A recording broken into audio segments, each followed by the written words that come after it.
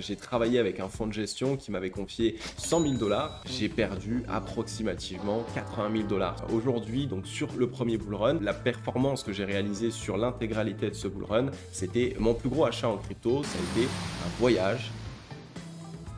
Yo la team, j'espère que vous allez bien. Il y a de ça 3 jours maintenant, je vous ai demandé de me poser un certain nombre de questions dans le groupe Telegram pour pouvoir vous réaliser une FAQ. La dernière FAQ, elle a eu lieu maintenant il y a 3 ans. Donc ça fait pas mal de temps et évidemment il y a énormément de choses qui ont changé dans ma vie depuis. Donc c'est le moment, on va prendre une petite sélection des questions les plus croustillantes pour que vous puissiez en apprendre un petit peu plus sur moi. Et je vais y répondre aujourd'hui dans cette vidéo. Et on va commencer tout de suite. Ok, donc du coup, première question. As-tu déjà refusé des partenariats avec des projets douteux? C'est une très bonne question et je pense que pour beaucoup maintenant, vous me connaissez. 99,9% des projets crypto-monnaies qui me contactent tous les jours, je les ai refusés. Il y en a même énormément à qui j'ai jamais répondu, tout simplement parce qu'aujourd'hui, mon objectif, c'est pas d'être un promoteur de projets sur la chaîne YouTube. Je suis plutôt là pour vous donner mon expérience, vous permettre de mieux comprendre le marché crypto-monnaie. Vous l'avez sans doute déjà vu depuis la création de ma chaîne, ça fait un peu plus de 4 ans maintenant, j'ai dû vous parler de 3-4 projets maximum. Donc oui, clairement, il y a beaucoup de projets douteux sur lesquels je n'ai pas misé et que je n'ai pas voulu vous mettre en avant. J'ai largement préféré me dire que j'allais laisser ça de côté et tant pis si il y avait un billet à prendre au passage ou quoi que ce soit. J'ai pas voulu le faire et j'ai préféré vous préserver un maximum. Et autant vous dire que des projets douteux sur le marché crypto-monnaie, il y en a beaucoup. Donc vous aussi, les amis de votre côté, faites attention à ce dans quoi vous investissez et faites attention à tous les projets qui essayent de vous démarcher. Ensuite, prochaine question. Penses-tu à l'expatriation? Et une question qui s'y rejoint, pourrais-tu nous parler des targets dans ton choix de pays pour l'immigration et pourquoi ces pays? Quelles sont tes motivations? Alors oui, dans l'idée globale, j'ai des targets, mais j'en ai plusieurs. Et la problématique, c'est que pour pouvoir affirmer que c'est des pays dans lesquels je veux vivre, il faut que j'aille y vivre. Il faut que j'y sois 1 mois, 2 mois, 3 mois et que je regarde un petit peu la vibes. Donc en termes d'expatriation, oui, aujourd'hui je me suis expatrié. Ça fait 6 mois maintenant que je vis dans un nouveau pays. Je ne suis plus en France. Et est-ce que je compte y rester pendant toute ma vie? Pas encore, non. Un pays qui est très intéressant, qui a énormément de points positifs, mais dans lequel aujourd'hui j'ai encore la nécessité d'aller trouver de nouveaux pays, d'aller voir un petit peu le monde entier. Le monde est grand, hein, histoire de trouver ma terre d'accueil, la terre dans laquelle je me sentirai le mieux. Alors si dans la question, je peux aussi, je crois qu'il y a un peu cette question de quels sont mes targets, mais pourquoi aussi je choisis mes pays, il y a plusieurs points. Premièrement, le soleil, c'est quelque chose qui est très important pour moi parce que ça me permet d'avoir un bon mood, de l'énergie et d'avoir la niaque tous les jours. Le deuxième point, c'est la sécurité. J'ai envie de pouvoir me déplacer sans aucun problème. J'ai envie que les personnes qui soient à mes côtés puissent vivre sans qu'il y ait la possibilité de se faire agresser, sans qu'il y ait des vols, des braquages, le stress de toujours se dire « oh là là, est-ce que je peux poser mon portefeuille, mon téléphone sur la table, etc. » Donc la sécurité, c'est quelque chose qui est très important pour moi. Troisième point, être assez proche de tout dans l'idée. Quand je dis de tout, je parle de l'Europe pour aller voir ma famille parce que je suis quand même très famille et donc j'ai envie de pouvoir aller revoir mes amis, ma famille, j'ai envie qu'eux puissent aussi venir me voir. Donc voilà, les 3 points principaux de qu'est-ce que je cherche dans un pays, sécurité, soleil et localisation. Alors par rapport à ces 3 points fondamentaux dont je viens de vous parler, le pays dans lequel je vis actuellement les valide les 3. Je vous laisse dans les commentaires me donner votre avis, où est-ce que je suis actuellement et parmi les commentaires, je choisirai un gagnant à qui je ferai gagner un cadeau. Donc n'hésitez pas, dites-moi dans les commentaires pour vous quel est le pays dans lequel je vis en ce moment. Ensuite, la question suivante, tes plus gros échecs professionnels et personnels, ainsi que les leçons que tu en as tirées. Alors je pense que c'est intéressant de répondre à cette question parce que aujourd'hui sur YouTube, sur les réseaux en général, on parle jamais de ses échecs, on parle que des réussites, on essaye de toujours montrer que tout va bien et qu'on gagne beaucoup d'argent, mais en réalité pour pouvoir se construire, pour pouvoir avancer, il faut des échecs et c'est la raison pour laquelle aujourd'hui je vais répondre à cette question. La question D'un point de vue professionnel, j'ai eu un échec qui a été assez cuisant l'année dernière sur ma marque de gants. J'ai lancé en fait une collection complète, toute nouvelle, une collection de gants de mode qui était destinée à l'hiver. On a créé 12 modèles, on est allé directement chez les artisans, on a bossé comme des fous pour pouvoir la lancer. On a créé un mini, comment est-ce que je pourrais appeler ça, un mini court-métrage pour annoncer la collection. Et finalement, ça a été un bid complet. Alors qu'on avait déjà des clients, on avait déjà un petit peu de visibilité. Donc ça a été très difficile, beaucoup de travail, beaucoup d'énergie et on y croyait fort. Donc ça nous a un peu mis un courant d'air dans le dos qui a été assez complexe. Donc voilà, gros échec aujourd'hui sur cette partie-là, la partie de ma marque de gants. Ensuite, à côté, quels ont été les autres échecs que j'ai pu connaître? J'ai évidemment déjà connu un échec avec un fonds de gestion. Donc j'ai travaillé avec un fonds de gestion qui m'avait confié 100 000 $ à l'époque, sur lequel il fallait que je trade, que je réalise des performances. Ça a été assez compliqué là aussi, puisque c'était une phase dans laquelle je gérais très bien. Mais à ce moment-là, c'était pour moi un capital important, parce qu'en plus de ça, j'utilisais des effets de levier. Donc il y a eu une mauvaise gestion. J'ai perdu approximativement 80 000 $ sur les 100 000 $. Mais j'ai réussi à les rattraper. Donc ça a été une perte qui a été difficile parce que évidemment le fait d'avoir perdu autant d'argent qui en plus de ça n'était pas les miens, ça m'a mis énormément de stress. Mais au final j'ai réussi à les rattraper et je suis repassé donc de 20 000 $ à nouveau à 100 000 $ et j'ai pu leur rétribuer les 100 000 $. Mais ça a été un échec personnel assez difficile également parce que je sais que moi-même avec mon propre argent je gérais très bien mes émotions, je gérais très bien mes positions et là ça n'a pas été le cas. Mais surtout c'était mon premier pied dans la partie professionnelle de la finance, puisque travailler avec des fonds de gestion par rapport à mon métier c'est une des meilleures choses qu'on puisse faire parce qu'on a beaucoup d'argent à pouvoir gérer et donc beaucoup d'argent à pouvoir faire derrière également. Donc ça m'a remis en question et il a fallu que je me repose plein de questions et que je repose aussi mes émotions. Faire en sorte à nouveau de reprendre confiance à 100% dans mon trading, dans mon analyse, parce que ça a été un petit peu difficile.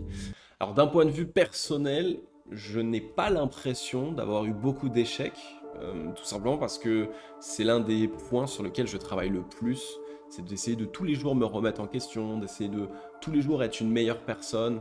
Donc techniquement, à ce jour, j'ai pas l'impression d'avoir eu des vrais échecs personnels. Donc voilà. As-tu des investissements sur d'autres domaines, la bourse, l'immobilier, les métaux précieux, etc. Alors c'est une très bonne question, je pense que vous êtes nombreux à vous poser la question.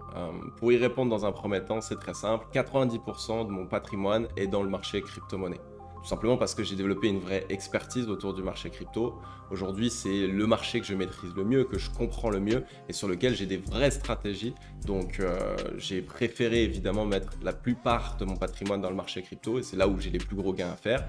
À côté de ça, j'ai quand même investi dans une boîte, dans une entreprise qui allie à la fois les métaux précieux et à la fois la bourse. Donc, c'est un projet qui s'appelle Britannia's Gold, un projet, pour vous la faire très simple, qui a comme objectif d'aller récupérer des épaves de bateaux au fond de l'eau dans lequel il y a de l'or et de l'argent. Donc évidemment, s'ils arrivent à aller récupérer ces métaux précieux, c'est le jackpot. Et donc à ce moment-là, la boîte, elle va prendre énormément en valorisation. Et ça m'a permis de me diversifier. C'était il y a de ça à peu près 4 ans. Sinon, autrement, j'ai rien d'autre à côté. Pas d'immobilier, pas d'or, pas d'argent. Tout ça, la plupart de mon patrimoine est dans le marché crypto.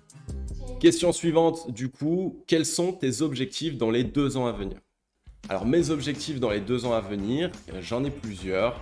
Premier objectif, ça va être ici de pouvoir aller aider un maximum de personnes sur le marché crypto-monnaie. Donc si sur YouTube, on pourrait atteindre 100, 150 000 abonnés déjà, ce serait une très bonne chose pour faire en sorte que mon message soit porté à une plus grande échelle.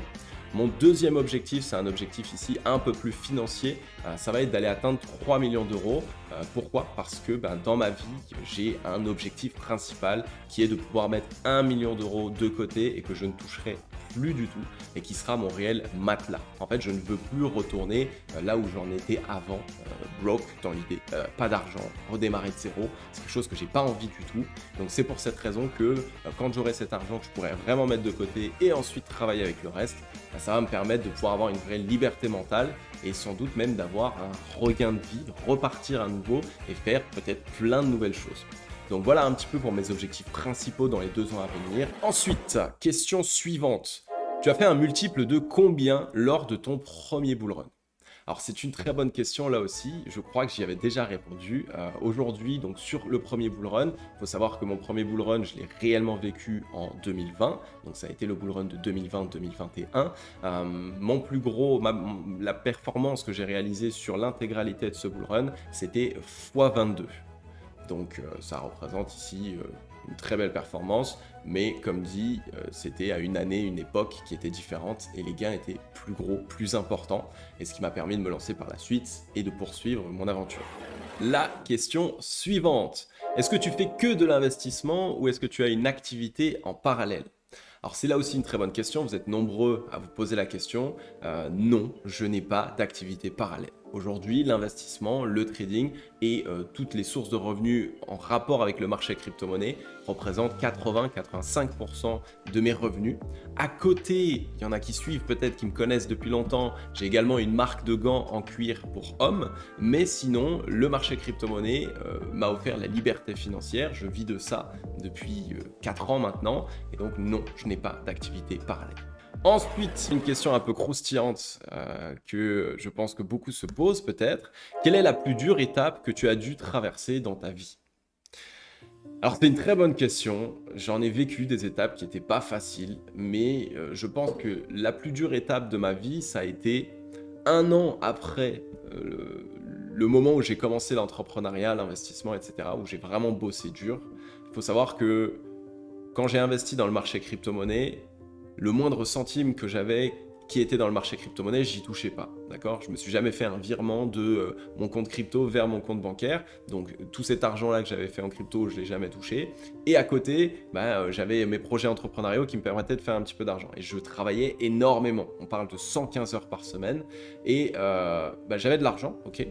J'avais un petit peu d'argent sur mon compte bancaire, et j'ai eu un problème avec mon banquier qui a fait une double transaction, mais une transaction d'une somme qui était importante et qui m'a mis dans le négatif pendant près d'1 mois, 1 mois et demi, à un moment où financièrement, j'étais pas au top du top du top.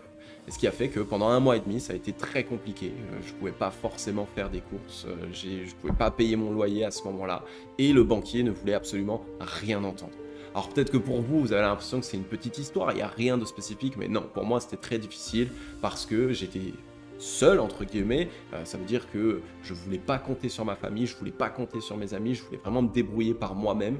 Et le fait de me trouver en difficulté comme ça pour un problème qui n'est même pas ma faute, ça a été compliqué. Et en plus, dans ce moment-là, il y avait tellement de stress, tellement d'anxiété, j'ai perdu 10 kilos à ce moment-là. J'étais passé de presque 70 à 60 kilos. Ça m'a réveillé une petite boule au ventre qu'on appelle une hernie hiatale. Donc voilà, pas mal de difficultés qui ont créé du coup des petits problèmes de santé, des problèmes un petit peu psychologiques. Alors non pas le mec est taré, mais psychologique dans un sens où j'étais au plus bas, je pensais de nouveau négativement, etc. Donc voilà, ça a été une phase assez compliquée pour moi. Qui évidemment, Dieu merci, j'ai réussi à en sortir et au final, il n'y a pas eu de gros problèmes, mais à ce moment-là, ça a été assez compliqué et ça m'a vraiment repoussé dans mes retranchements. Alors j'en tire des grandes conclusions et je pense que vu que c'était le plus bas dans lequel je suis allé, maintenant aujourd'hui à chaque fois que j'ai un down, je le trouve beaucoup moins bas que ce bas-là. Mais voilà, à ce moment-là, en tout cas, c'était très difficile et en plus de ça, c'était pas la bonne période pour que ça m'arrive. Ensuite, qu'est-ce qui t'a motivé à partager tes connaissances? Alors ça, c'est une très bonne question parce que c'est une question auquel j'essaye de répondre souvent, mais je pense que ça a échappé à beaucoup. Aujourd'hui, la raison principale de ma chaîne YouTube et donc de Cryptologique, c'est de rendre ce que j'ai eu de la vie. Alors qu'est-ce que ça veut dire? Ça veut tout simplement dire que lorsque je me suis lancé sur le marché crypto-monnaie, il n'y avait pratiquement personne et très peu de documentation, que ce soit sur l'analyse technique, sur l'analyse fondamentale, sur comment investir dignement, de manière professionnelle. Et donc, toutes ces choses ont fait que ça a été quand même une galère de mon côté pour apprendre le marché crypto, pour essayer de me former et pour surtout me professionnaliser. Et donc, à partir du moment où j'ai réussi à avoir des stratégies qui ont été fiables, des stratégies qui m'ont permis de devenir libre financièrement, je me suis tout de suite dit que j'allais le partager, que j'allais éviter à vous, toutes les personnes qui regardaient mes vidéos au quotidien, eh bien, ce dans quoi moi-même je suis passé, c'est-à-dire des centaines d'heures derrière les graphiques par semaine, énormément de travail, m'arracher les cheveux à essayer de comprendre sur quoi investir, comment investir. Et donc, voilà la raison pour laquelle j'ai décidé de partager mes connaissances. C'est concrètement pour pouvoir rendre en fait à la vie le fait que aujourd'hui le marché crypto me permet d'être libre financièrement, que le marché crypto me permet d'avoir une belle vie. Et je me suis dit que je voulais faire en sorte que ce soit le cas également pour ma communauté et pour toutes les personnes qui le souhaitent. Donc voilà un petit peu la raison pour laquelle aujourd'hui je partage mes connaissances sur YouTube, sur Telegram, sur Twitter et sur tous les réseaux sociaux. La question suivante. Quel est ton plus gros achat en crypto? Alors, mon plus gros achat en crypto, il faut savoir que à ce jour, je suis encore en train d'investir massivement et donc je ne dépense pas beaucoup mon argent. Je suis vraiment plus dans une optique de pouvoir atteindre mes objectifs financiers avant de me faire vraiment plaisir avec. Mais mon plus gros achat en crypto, ça a été un voyage de 1 mois et demi en Asie. Donc j'avais fait la Thaïlande, j'avais fait la Corée et ça m'a coûté approximativement 10-12 000 euros. Donc ce qui a coûté aussi cher pour ce voyage d'1 mois et demi, ça a été beaucoup les avions en fait. On a eu 12 avions différents à prendre avec des vols internes. C'était assez compliqué parce qu'on avait des très grosses valises. On était en Thaïlande, il faisait 30 degrés. On est allé en Corée, il en faisait -3. Donc on avait des très grosses valises avec plein d'affaires. Et c'est ce qui aujourd'hui a été pour moi ma plus grosse dépense en crypto. Un gros voyage. Et ce n'est que le début puisque maintenant ça y est, je commence à pouvoir me faire plaisir. La règle des 4 F, donc c'est Family, Fame, Fortune et Freedom. Donc en français, la famille, être connu, la fortune et la liberté. Je suis curieux de savoir dans quel ordre tu les classes. Alors, je vais le faire simplement. Pour moi, le premier point, c'est Freedom, donc la liberté. Aujourd'hui, je trouve que quand tu es libre, tu as tout qui s'ouvre à toi et surtout, tu te prends beaucoup moins la tête, que ce soit avec les gens ou dans la vie en général. Donc Freedom en premier. En deuxième, je vais mettre la famille, qui pour moi est un point extrêmement important également. Troisième, la fortune, même si de loin ou de près, vous vous doutez bien que la fortune permet le freedom, mais malgré tout, la fortune en troisième. Et enfin, la fame en quatrième, dans l'idée globale. Voilà un peu comment est-ce que je classerais mes 4 F et comment est-ce que du coup aujourd'hui je drive un petit peu ma vie. Freedom en vraiment premier, la liberté, ça a toujours été la chose que j'ai cherchée au maximum. Et Dieu merci, aujourd'hui, je l'ai. Et enfin, dernière question, une question qui est super intéressante aujourd'hui. 3 sujets centraux dans ta vie et complètement rien à voir avec les crypto-monnaies. Alors ça, c'est une question à laquelle je vais avoir du mal un peu à répondre, tout simplement parce que les 5 dernières années de ma life, ça a été à 100% consacré au marché crypto-monnaie, à l'investissement et à mes projets entrepreneuriaux, que ce soit la chaîne YouTube ou tout ce que j'ai mis en place à côté. Donc, il est vrai que sur ces 5 dernières années, j'ai pas mis en place grand-chose dans ma vie, d'un point de vue personnel et d'un point de vue autre que professionnel. La seule chose évidente qui me saute aux yeux directement par rapport à ça, c'est le développement personnel. C'est quelque chose qui me tient énormément à cœur. J'essaye chaque jour d'être une meilleure personne. J'essaye chaque jour d'avancer dans la bonne direction, de pouvoir aider les gens. Ça aussi, c'est un point que je fais beaucoup à côté. Alors là, je le fais déjà dans l'entrepreneuriat, avec la chaîne YouTube, avec les vidéos que je fais, etc. Mais à part du coup l'investissement, l'entrepreneuriat, le marché crypto-monnaie et le développement personnel, le fait d'essayer de tous les jours devenir une meilleure personne, j'ai pas énormément de choses qui sont des sujets réellement centraux dans ma vie à côté. La crypto fait partie intégrante de ma vie depuis 5 ans et je fais presque que ça, donc il n'y a pas eu énormément de choses que j'ai mis en place à côté. Maintenant, il y a 2 choses que je vois que dans ma vie je mets en place très souvent. Il va y avoir la méditation, bien-être, le fait de réellement se recentrer et essayer de devenir une meilleure personne. Et la deuxième chose, ça va être la lecture. Je lis beaucoup, j'essaie de me renseigner, de comprendre de nouveaux sujets. Donc c'est 2 points qui, à côté de l'entrepreneuriat, de la crypto, de l'investissement, sur lesquels je passe pas mal de temps. Mais sinon, actuellement, je suis justement dans cette phase où je recherche de nouveau à remettre des nouvelles choses, à implémenter des nouvelles choses. Ces 5 dernières années, j'ai fait que bosser, les gars, je vais pas vous mentir, j'ai pas fait grand-chose d'autre à côté, en fait. Ok, les amis, bon, on en a terminé avec cette FAQ. J'espère qu'elle vous aura fait kiffer, j'espère avoir répondu au mieux et sans non plus vous prendre trop de la tête. J'espère que vous avez pu un petit peu mieux rentrer dans mon quotidien, un peu plus rentrer dans mon intimité et comprendre aujourd'hui comment est ma vie, qu'est-ce que j'ai fait jusqu'ici et comment est-ce que j'ai drivé ma vie pour en arriver ici.